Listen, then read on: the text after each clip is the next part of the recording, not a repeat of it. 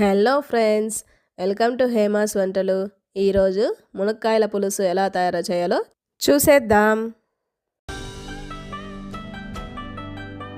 Stove పై పాత్రలో కావాల్సినంత నూనె తీసుకొని కొంచెం కాగాక అందులో ఉద్దిపప్పు ఆవాలు వేసి చిటపటలాడాక అందులో తరిగి పెట్టుకున్న ఉల్లిపాయ ముక్కలను, వెల్లుల్లి, కరివేపాకు వేసుకొని బాగా రంగు మారే వరకు వేయించి అందులో తరిగి పెట్టుకున్న టమోటా ముక్కలు వేయించాలి.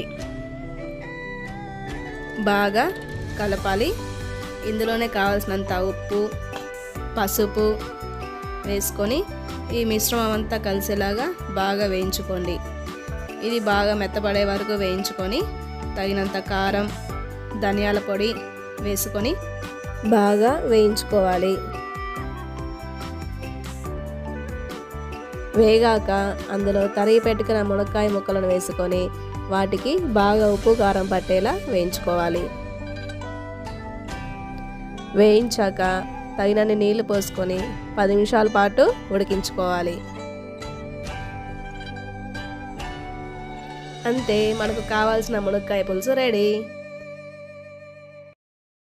ఈ రెసిపీ మీకు నచ్చినట్లయితే లైక్ చేసి, షేర్ చేసి, సబ్స్క్రైబ్ చేయండి. మరో వంటతో రేపు కలుద్దాం. Bye friends.